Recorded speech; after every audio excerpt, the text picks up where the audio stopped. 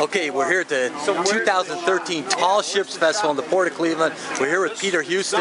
And Peter, first of all, this is a big year. We've got a bicentennial come up. Tell us about the Battle of Lake Erie. Well, the Battle of Lake Erie was a turning point in the War of 1812. Up till that point, the United States had engaged in a number of skirmishes along the border between Halifax and here, and had been turned back on almost every point. And finally, the Washington had been burned, and so Commodore Perry was summoned to be able to build a fleet here because the British were controlling Lake Erie.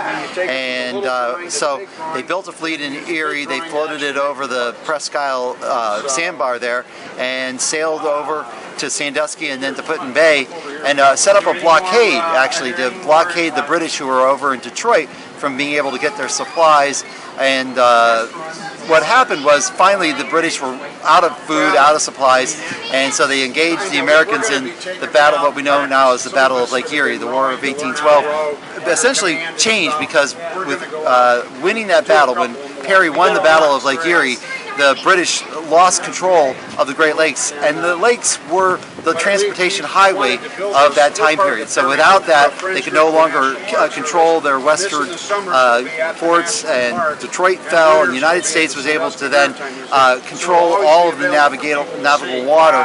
And eventually what happened was we were able to sign the Treaty of Ghent, which is the longest standing peace treaty the United States has ever had between the United States, Canada, and Great Britain. And the boat that's behind me here was the boat that was used by Perry, or similar, a replica of the boat that would have been used by Perry as he transferred from the Lawrence to the Niagara during that battle. And it was the first time ever that the British Navy had lost a fleet engagement anywhere in the world. So winning that war, winning that battle that Perry did was a major feat. He was one of America's biggest heroes up until probably the Civil War.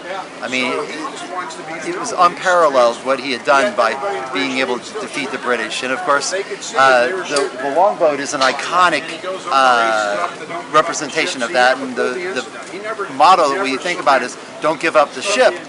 While he didn't originate that thought, he lived by that. He had the flag that he carried from the Lawrence to the Niagara, and is now today is the motto of the U.S. Navy, the modern Navy. You know, there's so many of us who live in the area. We think of the islands and Put in Bay and Lake Erie. It's all entertainment. Of course, we're here at the ports. There's business too, but it's amazing just how important it was for the in history. This was a war zone, and this is not the biggest ship in the world. It's 19 feet, I believe, and but these were instrumental in the country's history. Absolutely, and we have to think about how important water was to the people in the 1800s. To be able to transport all of the goods and services and people, and to be able to control the Great Lakes was critical. And a boat like the longboat here, this is what we call a pulling boat, was used, what we would kind of think of almost like a tugboat. It carried up to 3,000 pounds worth of goods.